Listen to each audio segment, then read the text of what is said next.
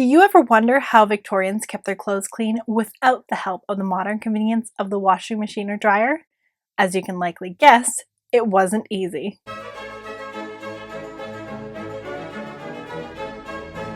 According to a survey done by Yelp in 2019, doing the laundry ranks number 2 in the most hated chores in North America, and all we really have to do is put the laundry in the machine and push a button. Now, laundry was a lot more time consuming for the Victorians. Not only did they have to wash it all by hand, but they also had to heat the water, prep the soap, and if they didn't have a water pump near the house, they had to cart it all from the nearest water source bucket by bucket. Roughly 40 gallons or 150 liters. My back hurts just thinking about it. Now, before I get into the research for this video, I want to talk to you about the sponsor of today's video, Skillshare. I have worked with Skillshare several times now, and because I like them so much, I'm actually going to be working with them for the next couple months. And I am so excited for all the new things I'm going to learn. Speaking of learning new things, if you aren't aware, Skillshare is an online learning community with thousands of classes for creative and curious people, where you can learn a new skill or level up an existing one. There is a huge selection of classes to choose from, and they are sure to have something for everyone. Whether you want to learn something about fine arts, lifestyle, business, or even starting a YouTube channel, Skillshare has a class for you. So this month I actually joined a class called YouTube Success: Script, Shoot, and Edit with MKBHD. I think that's how the order of the letters go. I found it very helpful for me to get another perspective on creating YouTube videos, and I really enjoyed his class. Marcus takes you through his process of creating videos, and I can tell you I picked up several great tips for planning and scripting and shooting a video. Skillshare is constantly launching new premium classes, so you can follow wherever your creativity takes you. As a special offer for the summer, Skillshare is going to be offering the first 1,000 of my subscribers to click the link in the description a 1-month free trial so you can start exploring your creativity today. Thank you so much, Skillshare, for sponsoring today's video. Now, it is time to learn about some Victorian laundry, and I hope you are ready for some laundry puns because I got loads of them. Okay, before we dive in, I do want to add a little bit of a disclaimer. Everyone does laundry differently. Ask any of your friends and you will be doing laundry differently in some way, shape, or form. So the research I have comes from household guide books from the Victorian era. But even within these books, there is some conflicting information. Some say you must always do this, and some say you must never do this. So if I say something that you disagree with or you've heard differently, just please remember this disclaimer. Also, all the sources I'm quoting will be linked in the description if you want to read them yourself. Now, this video idea actually came to me while reading my kids' Little House in the Big Woods. I think this is the part when Mom mentions a rhyme about how each day has its own proper work. Wash on Monday, iron on Tuesday, mend on Wednesday, churn on Thursday, clean on Friday, bake on Saturday, and rest on Sunday. Now, apparently the order of these chores is quite popular because I found it mentioned a few times in different books when I started looking into the proper way to run a Victorian house. Now, the song The Mulberry Bush also reinforces this, as well as this poem, which has a rather strong opinion of women who wash their clothes on Saturdays. Yeah. Moving on. So the order could be a little different when it came to the big houses, but for the purpose of today's video, we are just going to be focusing on the average house of the Victorian era, which I know is a very large time span. To narrow that down, the majority of the books I'm looking at are from the mid to late part of the Victorian era, so roughly 1865 to 1900. Now, getting back to the proper order of laundry, there is an exception to the rule. In The Complete Home, an encyclopedia of domestic life, it is recommended to move washing day to a Tuesday if possible to help ease back into the week after the rest day. To quote, "Remember, washing is very hard work. More women break down their strength with hand washing than with any other toil. Therefore, go at it reasonably. Do not attempt to undertake other work on washing day. If a housewife does her work alone, she had much better wash on Tuesday than on Monday. You see, often over Sunday the pies and bread come short and do not hold out until Tuesday. And then there is nothing for dinner. And all these duties are too much for one woman. The house mother who bakes, roasts, churns, nurses a baby, and washes gets exhausted and is laying the foundation of disease and inviting premature death. How many overworked mothers tell you that the baby is always cross on Mondays?" Now suppose on Monday that the young housewife makes her house tidy, sees the bread prepared to last until Thursday, churns and gets pies or some dessert ready for the next day, and roasts or boils a piece of meat also for wash day. Then, when the babe is in bed, the mother prepares the clothes for wash. The white clothes are divided, the coarse from the fine, and get ready for each lot a tub half full of warm water, with a large tablespoon of soft soap, and a large teaspoon of borax or half a teaspoon of salt powder stirred in. Into this, put the clothes to soak, pressing each piece well into the water. If any pieces are much soiled, as for instance socks or working shirts, put them into a pail alone. In the morning, take a pounder, not a large, heavy, old-fashioned affair, but one that is twice as large as a potato masher, and pound your fine clothes a little. Then, wring each piece out into your washing tub of hot subs. You will be surprised to see that half the dirt is already out of your clothes, and the other half yields very easily to a little rubbing. The advantage gained in time and handiwork by the soaking of the cloth is an additional reason for having the washing done on Tuesday. This book actually goes on to talk about the mental health of women and how they can take care of themselves, which is actually quite interesting if you care to read. So I definitely recommend checking that part out. Practical Housekeeping recommends that any visiting be done later in the week as to not be distracted by the thought of laundry that needs to be washed, ironed, and mended. Now, when it comes to washing laundry, like today, there is an order that the laundry is separated into and then washed, and it is as followed. Fine articles such as linen, muslin, cuffs and collars, delicates such as lace, colored cottons, linens and muslins, table linens, bed linens, woolens, dishcloths and towels, and lastly, coarse things or items that are most soiled. In an ideal situation, the majority of the wash would have been prepared for washing on the Saturday evening, allowing the items a nice long soak in lukewarm, soft water with some soda, lime, or a little soap. That being said, long soaks were not recommended when it came to all materials, such as colored fabrics. Any application of soda will discharge the color, and soaking all night, even in pure water, deteriorates the most delicate tints. When washing, if not dirty, they should be put into cold water and washed very speedily using a common yellow soap, which should be rinsed off immediately. Articles should be washed and rinsed before others are wetted. Woolen fabrics were also advised not to be soaked, as they are liable to shrink unless a flannel has been well shrunk before making up. This liability is increased where very hot water is used, because you could accidentally felt your garment. And cold water would thus be best when washing woolens. But as this would not remove the dirt, lukewarm water, about 85 degrees, and yellow soap is recommended. When thoroughly washed in this way, they require a good deal of rinsing in cold water to remove all the soap. Now, when it came to washing clothes, it was the body linens that were washed the most, as these were the layers that touch the skin and help protect the outer garments from the oil and sweat from your body. The body linens consisted of shifts, chemises, drawers, combinations, corset, covers, and cuffs and collars for the ladies. And for men, it was shirts, drawers, union suits, and cuffs and collars as well. While the outer layers were washed, the majority of the time they were spot cleaned unless a thorough cleaning was needed. In one book, I came across a passage for washing lighter woolen fabrics that actually surprised me, because it says, "No thoughtful person will attempt to wash a woolen dress without first having ripped it apart, picked out all the thread, brushed the dirt out, and marked the particularly soiled areas with a running thread around them. Wash one piece at a time, roll up and squeeze, or pass through the wringer instead of twisting through the hands." In regards to this passage, I'm going to assume they just mean separating the skirt and the bodice and the sleeves, rather than actually taking every single piece apart. If that actually was the case, it's no wonder that they were not washed every single week, because who wants to re-sew their wardrobe once a week? Before we move on to the next section, I do want to mention that those who could afford it either hired help on washing day or sent items to the laundress to help ease their workloads. Washing was by no means an easy task, and if you could pay someone else to do it, it was usually worth the money. And it sure was an easy way to take a load off their mind. No more laundry jokes, I promise.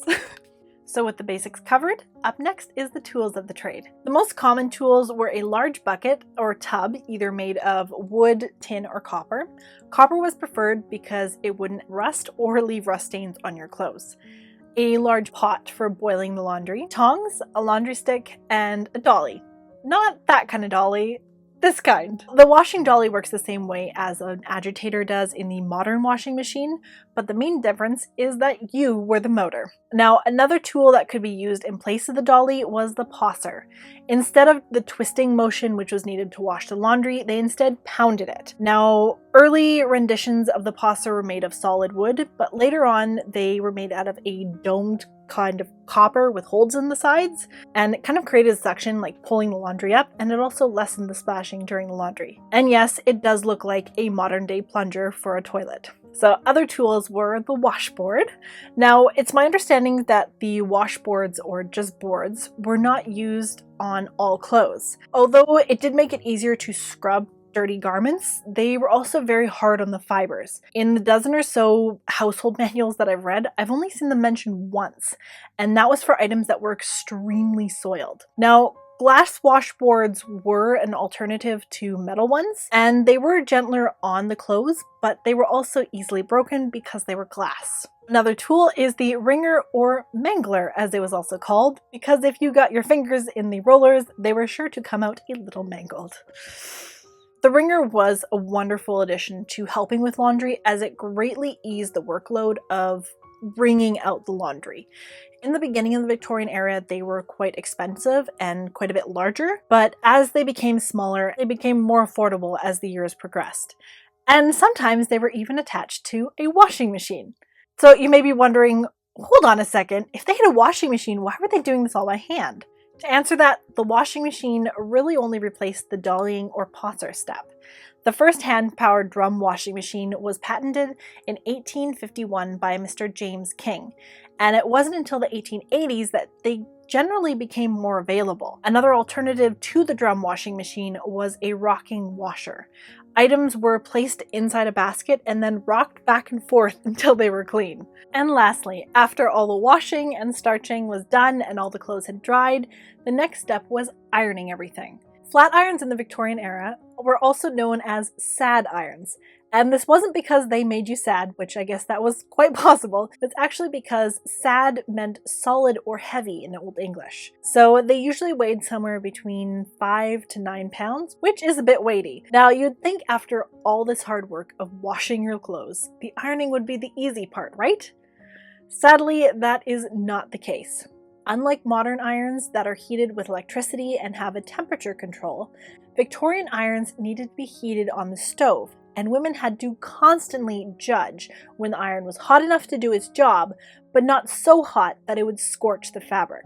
And because they cooled quickly, multiple irons were needed, so while one was in use, the other irons could be reheating on the stove. Early flat irons also had metal handles that would heat up as you would use them, so if you didn't have a pad or a thick rag, you would likely burn your hand. In the 1870s, though, a detachable wooden handle was patented in the US by a Miss Mary Florence Potts from Iowa. This allowed one to switch from one iron to the next without having to worry about possibly burning your hands. Mary also patented an iron that was pointed on both sides so it could be used in either direction.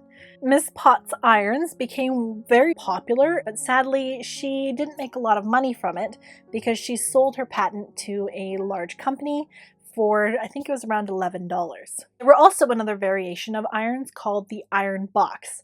While the flat iron was solid, the iron box was hollow on the inside and was heated by placing either a hot iron slug or hot charcoal into the hollow body of the iron. Now, the pro of using an iron slug versus charcoal is that there was no fumes and women didn't have to worry about sparks or smudges being left on their freshly washed laundry. Because let's face it, who wouldn't cry if they got a huge charcoal right across their freshly washed laundry after spending so many hours the day before washing it. As a little fun fact, an electric iron was actually patented in 1882 by a Mr. Henry Seeley, but it took a long time to heat up and weighed almost 15 pounds, so it took a little while to catch on.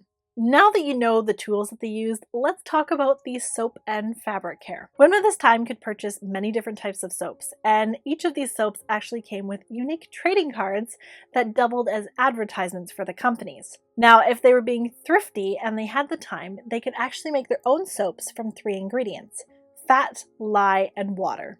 As mentioned in Practical Housekeeping, almost any family can make an excellent soft soap with very little expense by saving grease and using lye from pure hardwood ashes or pure potash. There is a whole section on how to make soaps and lyes from potash. If you want to read more about it in this book, I definitely recommend it. There's actually some really cool videos online on how to make lye from ashes, so I will link that down below if you're interested as well. There were several different types of soaps that you could use depending on what was needed. Soft or jelly soaps were usually mixed into the wash water as they dissolved quickly. Hard soaps were used to scrub a stubborn stain, or could also be grated and mixed directly into the water. Now, a yellow soap or rosin soap was one of the more popular choices for a hard soap and was mentioned in pretty much every household book. And it wasn't just for laundry, they used it for pretty much all household tasks. Red or carbolic soap was actually an essential item in every house, whether you were rich or poor. The carbolic acid in the soap was a disinfectant, and it was recommended to be used on the laundry for the sick. To keep white fabric from yellowing, it was recommended that clothes not be boiled too much, as it causes it to yellow and causes the fiber to rot. And after passing through clear water, the clothes should be put into a light bluing water. Now you may ask, what in the world is bluing water? Bluing water, or bluing, was a neat trick that made white laundry appear whiter by tinting an item ever so slightly blue to disguise any hint of yellow that was in the fabric.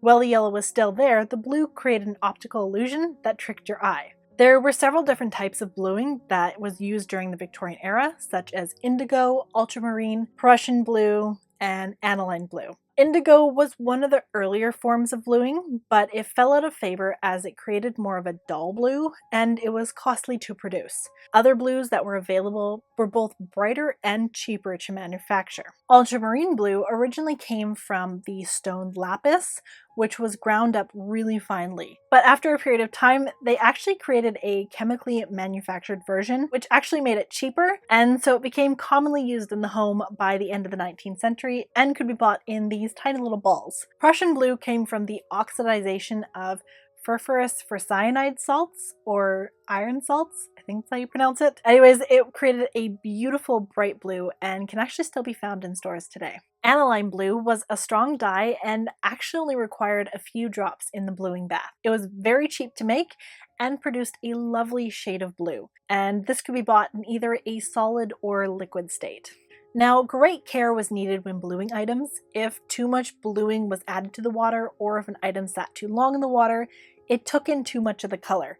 Women also had to make sure that the bluing didn't settle into the folds of an item, or that the item didn't settle on the bottom of the container, as it would create bluing spots or lines. And when done correctly, the laundry came out a beautiful bright white that was very pleasing to the eye. I do want to mention Ricketts Paris Blue, as it was one of the more popular brands that sold bluing, and that was because it was actually used by the royal laundresses for the Prince of Wales in 1873. Now, when it came to fabric care or removing stains, there are full chapters in almost every household book that contains remedies or tips and tricks or pretty much anything for removing a multitude of stains or for caring for fabrics such as muslins, silks, or wools. Now, for instance, if a lady or gentleman was to get ink on their clothes, it was recommended to soak the stain in milk, or to apply lemon juice or vinegar to the ink and wash it as quickly as possible to remove the stain.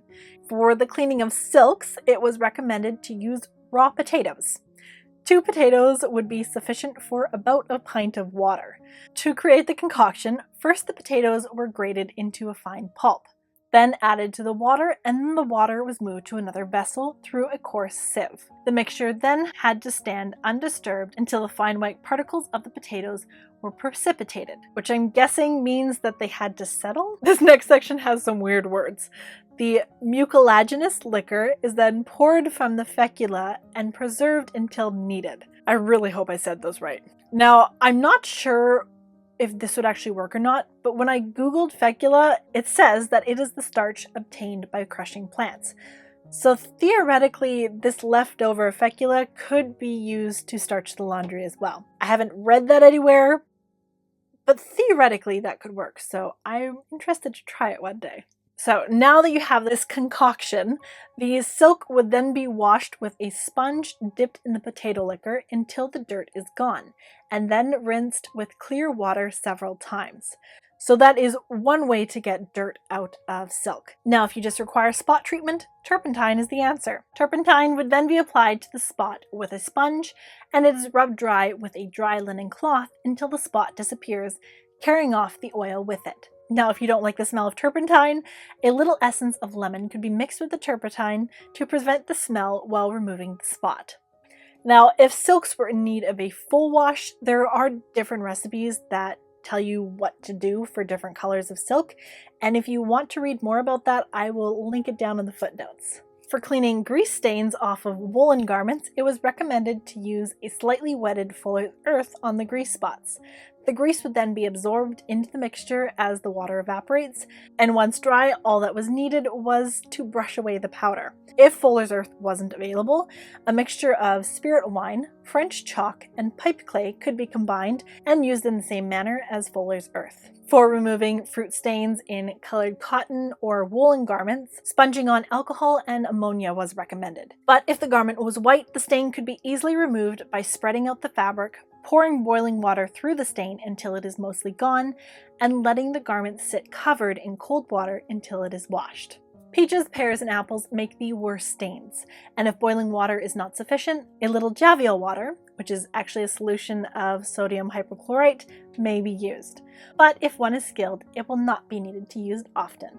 While our laundry practices have changed since the Victorian era, there is still so much that we can learn from the past. What I've shared today is really just a drop in the bucket, and there is so much more information about the care of fabrics and laundry practices that I really haven't mentioned. So if you want to learn more about it, I definitely recommend you check the links that I've listed down below if you want to continue with your own research. If you want to see these laundry practices in action, I've linked a couple videos down below where you can see historical houses or historical places doing laundry. So I definitely recommend you checking that down in the description. So thank you so much for watching. I hope you enjoyed this video.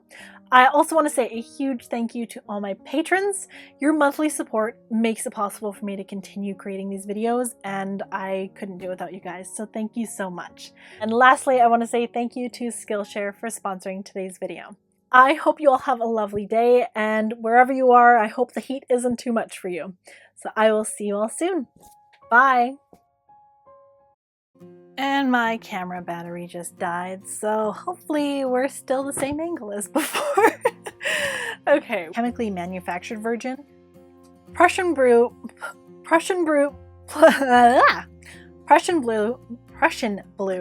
came from the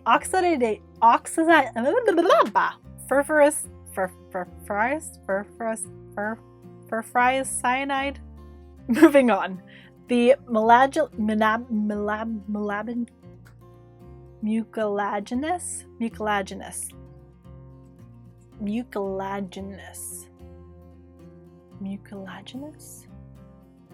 mucilaginous, I think that's correct, liquor is then poured from the feca. It's a weird word.